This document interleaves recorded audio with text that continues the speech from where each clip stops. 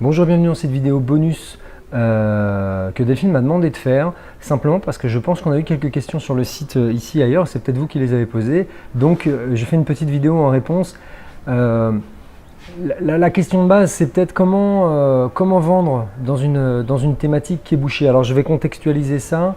Quand vous vous lancez sur Internet, que vous vouliez faire un blog, que vous vouliez faire un site Internet sur une thématique, sur Facebook, sur YouTube, sur ce que vous voulez, le choix de la thématique, on est d'accord qu'il est primordial. On l'a vu pour ceux qui ont acheté les formations d'ici et ailleurs, on a eu tout un module consacré à le choix et à l'explication et au choix de la thématique. On n'a jamais vraiment validé ce choix, mais il y a des règles un petit peu à respecter, des règles qui ont été éprouvées, qui ont été testées par des centaines et des milliers de personnes à chaque fois. Et en fait, je voudrais éclaircir avec vous une idée qui est souvent une idée, une fausse bonne idée. La fausse bonne idée concerne le choix de la thématique. Donc quand on regarde le nombre de blogs qu'il y a sur Internet, de chaînes YouTube qui parlent du même sujet, il y a de quoi se décourager a priori. Mais ne baissez pas les bras. Combien de personnes parlent de la même chose? Combien de paroles de chansons parlent de la même chose? De l'amour, de la haine, etc. C'est bien la façon dont on en parle qui est important et pas le sujet. Et c'est un petit peu ce truc-là que je voudrais que vous reteniez au travers de cette vidéo.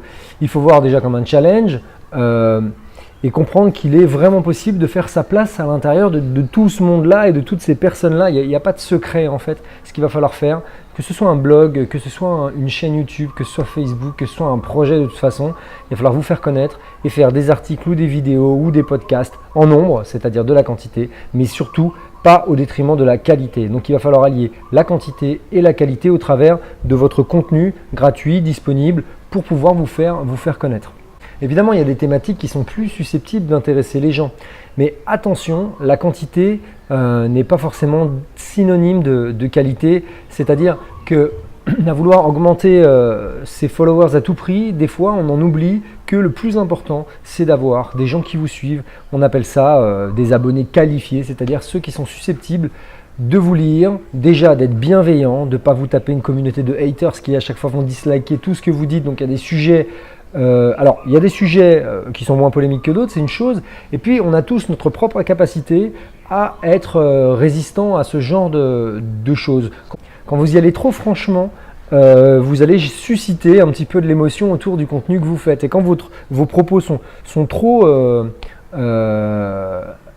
aiguisés, le problème, c'est que vous allez lever un petit peu de personnes qui vont vous bousculer aussi, et il faut être capable de le recevoir. Après, se faire bousculer sur Internet, que ce soit avec des commentaires désagréables, des dislikes, etc., c'est pas forcément une mauvaise chose. Je vous rappelle que ce qui nous intéresse, nous, c'est de générer du trafic. Par contre, effectivement, ça dépend de la philosophie qu'on a au départ, parce que si vous préférez aller dans un nombre d'abonnés qualifiés, ça vous fera peut-être moins d'abonnés, mais je préfère avoir 1000 abonnés qualifiés avec 10 personnes chaque mois qui m'achètent un contenu ou qui m'achètent une formation, que 6, 7, 8, 12 000 abonnés avec effectivement peut-être une proportion de gens qui vont vous acheter des choses, mais aussi vous allez devenir polémique et vous allez avoir voilà, des dislikes, etc., etc. Est-ce qu'à bout d'un moment, c'est pas un frein par rapport à la nouvelle personne qui arrive sur votre chaîne et qui se dit « oulala, celui-là, il est beaucoup disliké, il a beaucoup de commentaires négatifs ».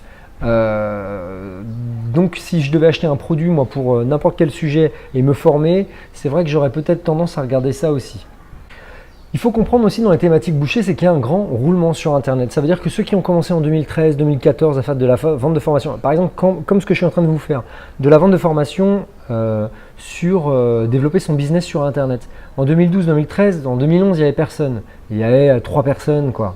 Après, sont arrivés pas mal de gens au fil de l'eau. Alors on va considérer que sur ici ailleurs, on est la 2e ou la 3e génération de personnes qui proposent des contenus de ce type-là. Alors on n'est pas tout seul, il y en a vraiment beaucoup, avec beaucoup qui sont évidemment très intéressants, très bons. On s'est tous un petit peu inspirés aussi des mêmes. Au démarrage, en tout cas pour le monter, on a tous acheté une formation des pionniers, on va dire, de ceux qui ont construit vraiment quelque chose d'intéressant à l'époque, qui l'ont amélioré, qui avaient de l'avance sur nous, comme peut-être nous aujourd'hui on a de l'avance sur vous par rapport à la création d'un business sur Internet. Mais ceux-là, vous les trouvez plus forcément beaucoup sur Internet. Et leurs formations maintenant sont des formations qui sont un petit peu dépassées presque, parce qu'il y a de nouvelles générations et de nouvelles choses. Là, j'étais en train de regarder une formation que j'ai achetée sur Amazon FBA. Voilà, il y a 3 ans, vous ne trouviez pas ça.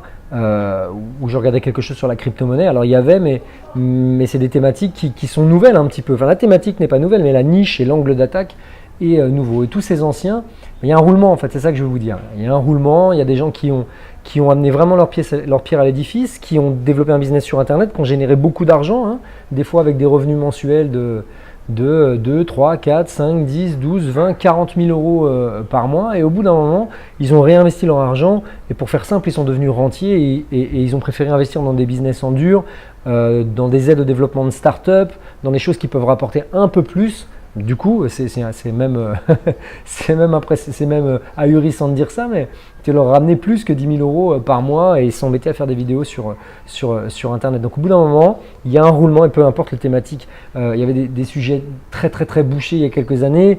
On s'aperçoit que c'était très bouché effectivement, mais que les gens partent, d'autres arrivent. Et puis quand vous avez maintenant une grosse communauté de jeunes sur Internet, 20, 25 ans, ils s'adressent à des personnes de leur âge. Et quand vous avez quelqu'un de 50 ans, il va plus s'adresser naturellement à des personnes qui ont des critères communs. Et donc du coup, ce roulement, en fait, il y a un peu de place pour tout le monde. Si vous vous faites connaître et que vous avez de la qualité, il n'y a pas de raison que vous n'arriviez pas à vous développer sur Internet.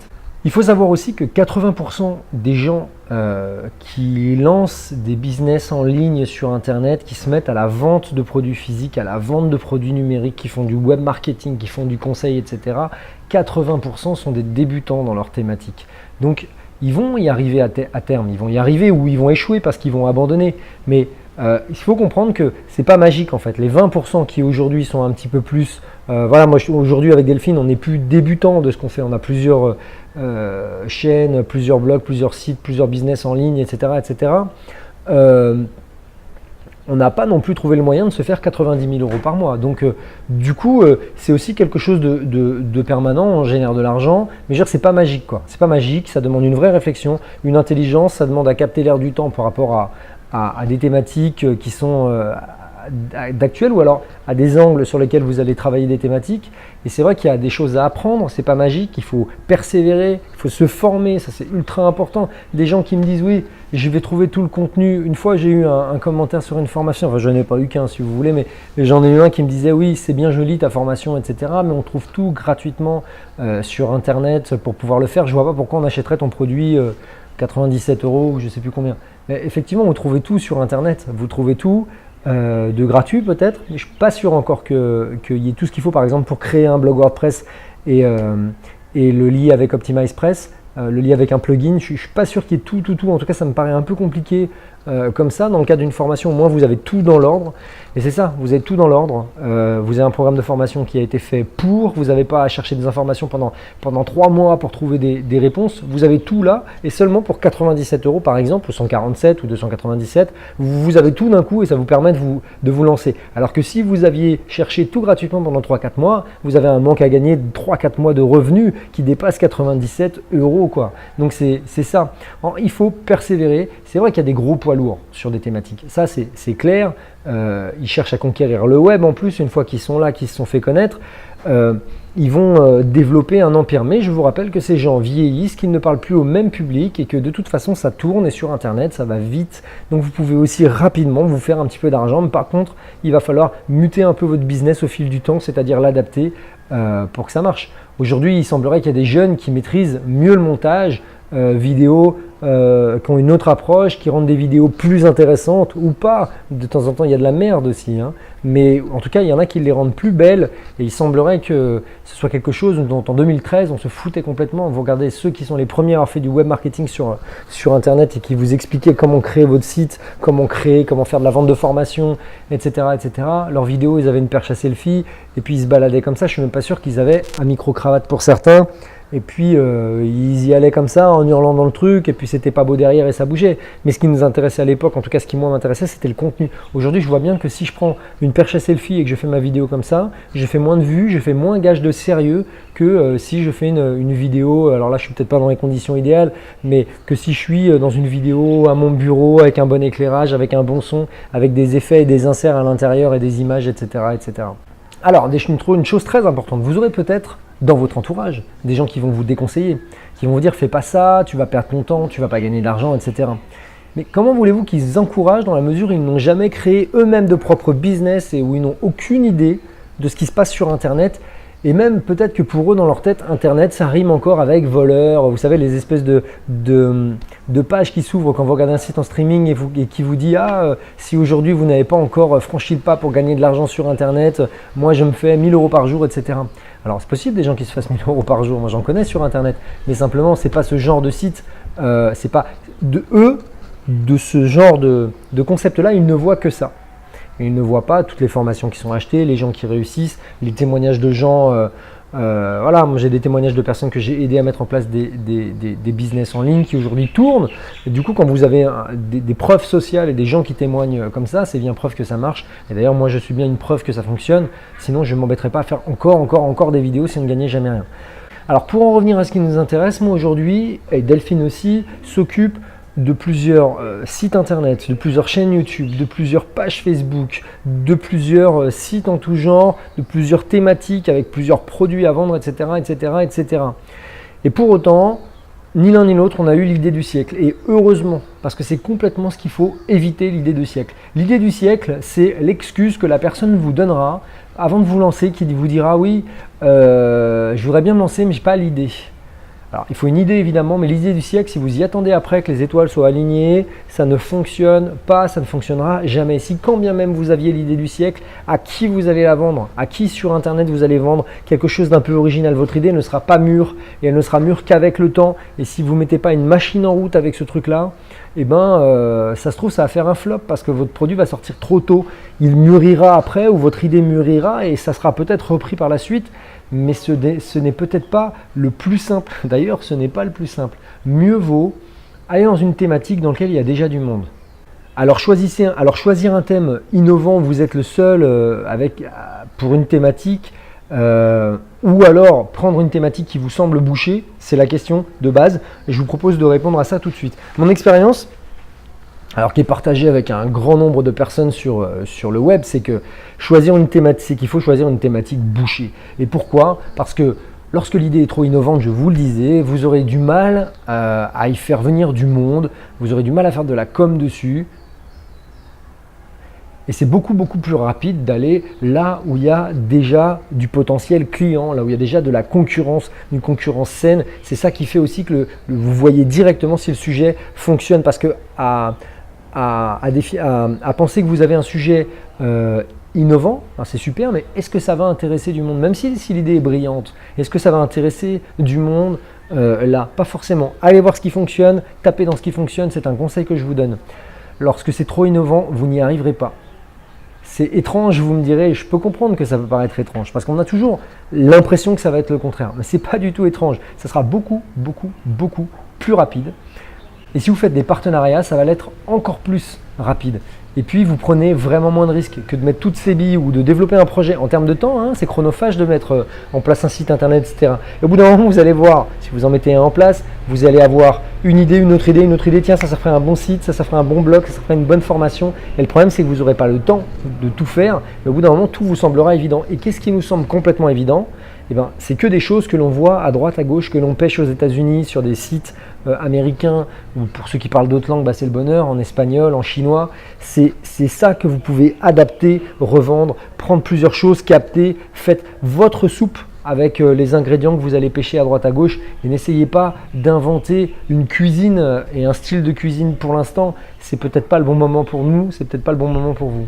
Donc au lieu de vous casser la tête à chercher la bonne idée, et puis en plus je vous dis qu'elle viendra jamais probablement, de trouver la nouvelle niche, la nouvelle thématique, le truc extraordinaire, ne faites pas ça, ne perdez pas de temps, trouvez un sujet, faites-y votre place, transpirez, développez, faites des vidéos, faites du contenu gratuit etc. Faites de la qualité. Et là, en termes de temps, vous irez beaucoup plus vite et vous aurez un retour sur investissement beaucoup plus rapide que si vous avez l'idée du siècle. Par contre, il faudra quelque chose de neuf, il faudra quelque chose de frais, quelque chose de qualité pour que ça fonctionne, il n'y a pas de secret. Le nombre de blogs ou de chaînes YouTube, par exemple, que l'on voit, dans lequel il y a 6, 7, 8 vidéos et ça s'est arrêté là parce que ça n'a jamais décollé, c'est bien preuve que les gens pensaient que je pouvais faire ça comme ça et ça allait fonctionner et j'allais faire 200 000 vues. C'est pas la réalité. Si vous faites du divertissement, peut-être qu'à un moment vous arriverez à faire plus de vues. Sur du web marketing, sur la vente de formation, vous en ferez pas 100 000.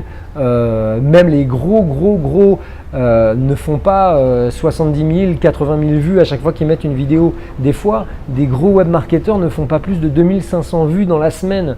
Et ce qui n'est pas extraordinaire par rapport à d'autres qui vont faire 2500 vues dans l'heure dans laquelle ils ont publié leur vidéo.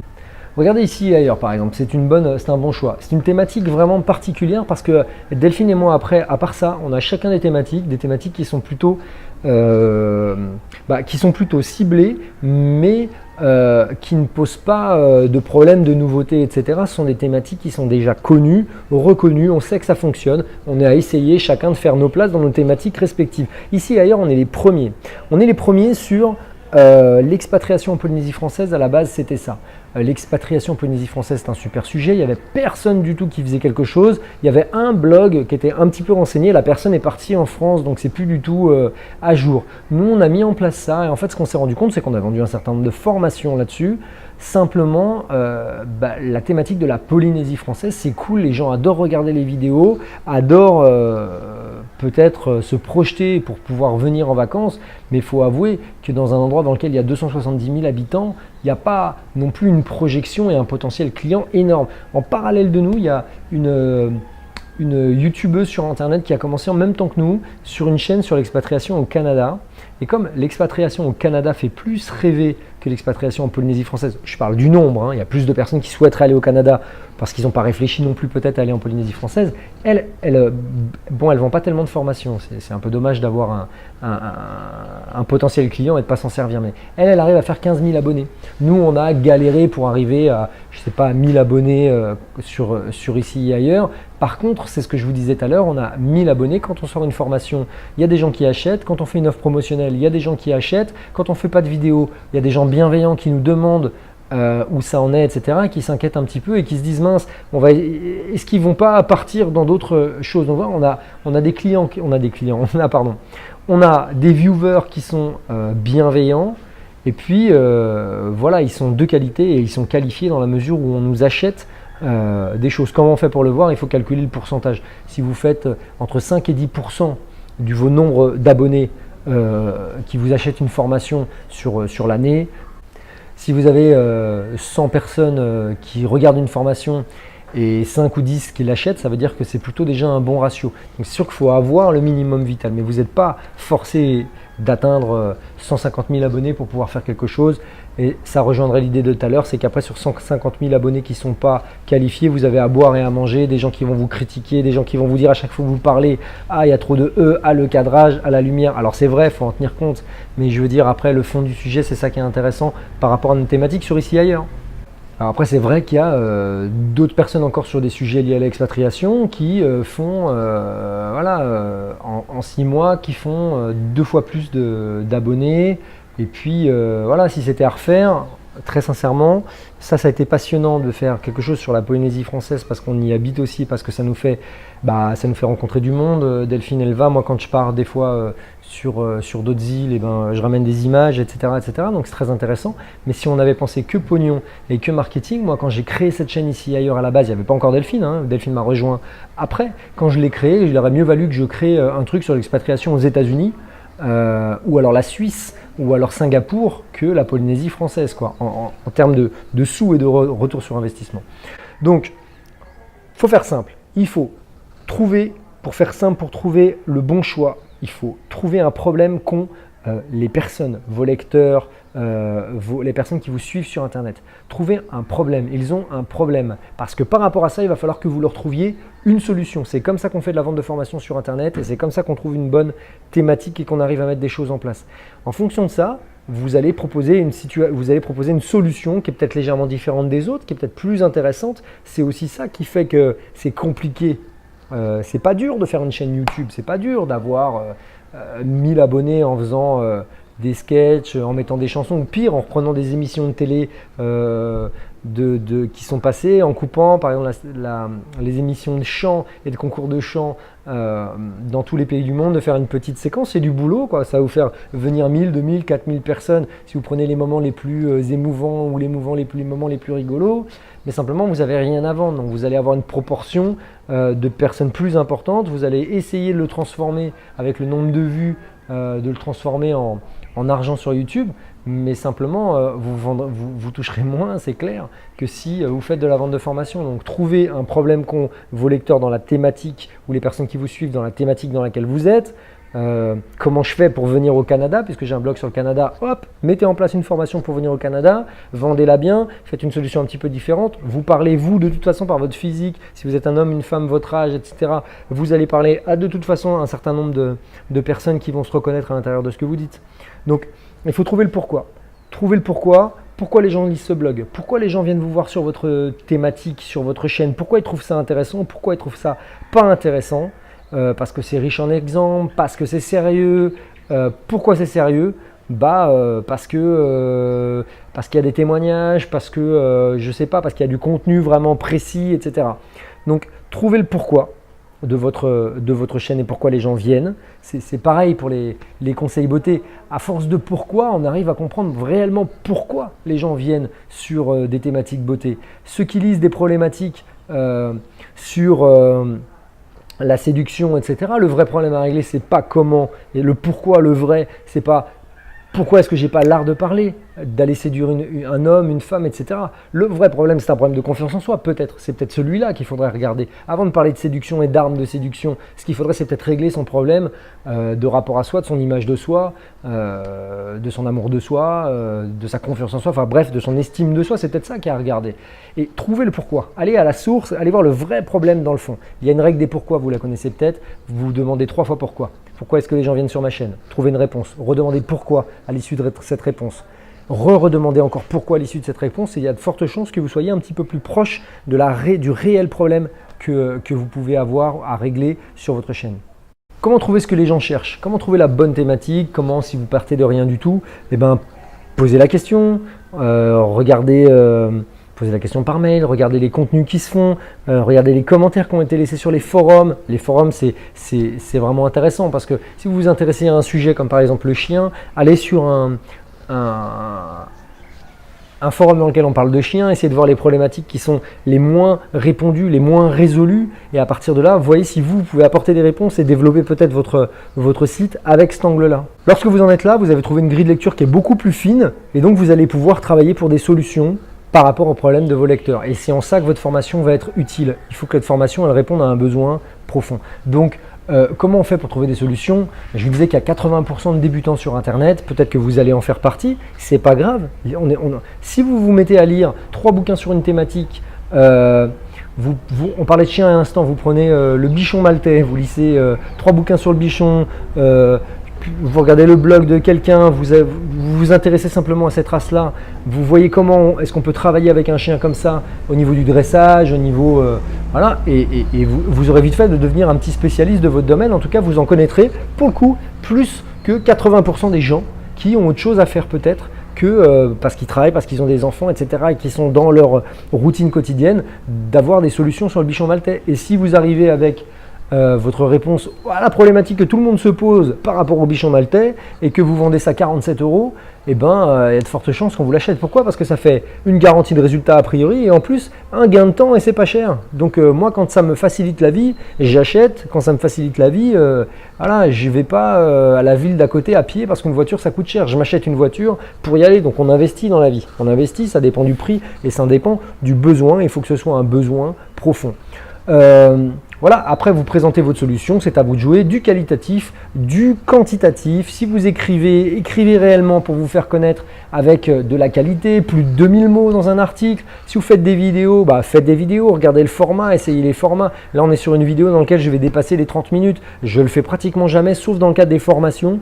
Mais sinon, il n'y a aucun intérêt. Si vous faites une vidéo de 30 minutes sur la chaîne Ici et Ailleurs, par exemple, personne ne va regarder. Là, c'est parce que vous étiez intéressé et que je vous donne ces conseils-là que je pense que certains d'entre vous vont rester jusqu'au bout. Mais si vous êtes resté jusqu'à la 26e minute, c'est bien que vous êtes dans la recherche de solutions et que ce que je suis en train de vous dire vous parle.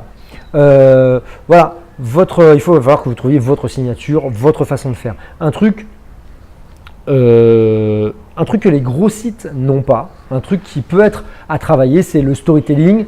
Et c'est aussi vous mettre vous en action, raconter votre histoire. Et ça marche très bien quand vous racontez votre propre histoire. Quand avant vous aviez ce problème-là avec votre chien et avec votre bichon maltais et qu'aujourd'hui vous avez trouvé des solutions et ça fait 3 bichons maltais que vous avez depuis et vous n'avez plus de problème avec ce chien-là, etc., etc. Les gens vont vous suivre si c'est comme ça. Ne faites pas. C'est pas une question d'être le prof. Vous n'allez pas être le prof. Vous donnez des conseils. Vous n'êtes pas un prof, vous travaillez sur les éléments déclencheurs qui vont permettre aux gens de trouver des solutions à eux. Alors, allez-y en respectant ces conseils-là. Vraiment, vous y arriverez davantage. Ça sera plus facile que de trouver une thématique magique qui viendrait de l'espace et qui, à l'année dans laquelle je vous parle, n'a pas encore été créée. Il y a plusieurs boulangeries dans une ville et les gens vont dans les boulangeries. Peut-être que si vous voulez acheter des pains au chocolat et vous savez qu'ils sont très bons dans celle-là, peut-être qu'à l'occasion vous irez dans celle-là. Peut-être que vous allez à celle qui est en bas de chez vous. Peut-être que le pain en bas de chez vous c'est pas bon et que c'est du congelé et peut-être que vous allez à l'autre. Il y a plusieurs boulangeries, il y a plusieurs restaurants dans une ville et pourtant il y a de la place pour tout le monde. Allez-y, faites de la qualité parce que si votre pain il n'est pas bon, vous ferez venir personne dans votre boulangerie. Et puis faites du bon pain, c'est ça que je veux vous dire. Pas la peine d'inventer la crème au macaron avec de la mousse, du jus de framboise à l'intérieur et quand vous l'ouvrez il y a une fumée qui sort, etc. C'est bien, laissez-le pour les autres. Faites du pain, vous allez voir, vous allez gagner beaucoup plus d'argent, beaucoup plus rapidement et en faisant moins d'efforts de vous faire connaître. Et pour autant, il va falloir faire des efforts pour vous faire connaître. Une fois lancé, faites la promo de votre contenu. Allez-y, faites de la pub, faites de la qualité, de la qualité, de la quantité, de la qualité, faites de la pub et à force de 20, 30, 40 articles, 40, 50 vidéos, vous allez fatalement arriver à vous développer. Et puis il y a des paliers, le plus dur c'est le départ, une fois que vous êtes à 1000 personnes qui vous suivent, 1000 personnes ou des personnes qui vous ont acheté des formations, etc., etc. et que vous commencez à avoir 500, 800 adresses mail dans vos captures d'adresses mail, tout est plus facile. Ce qui est difficile c'est le début et donc je ne remets pas en cause la qualité des formations que les gens vont mettre au démarrage parce que leurs formations sont peut-être très bonnes, mais la partie pub, la partie communication, la partie sérieux, qualité, quantité, etc. c'est vraiment à peaufiner. C'est ça les clés du succès.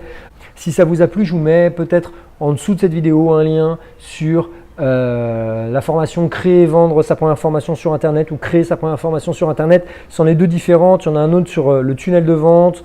Voilà. Renseignez-vous, prenez le temps, allez voir ces liens, il y a peut-être une vidéo gratuite qui vous expliquera encore pendant un quart d'heure comment ça fonctionne. Si vous fouillez sur le site Ici et Ailleurs dans la playlist, dans la partie business en ligne, vous allez voir aussi beaucoup de conseils, c'est souvent moi qui les donne. Et voilà, je vous invite vraiment si ça vous intéresse et si vous êtes encore là à partir de cette 30e minute, vous êtes encore là, ça veut dire que renseignez-vous parce que probablement que ça vous intéresse vraiment. Je vous dis à très bientôt pour peut-être des prochains conseils si jamais vous avez besoin. Et puis à très bientôt sur cette chaîne Ici et Ailleurs. Ciao!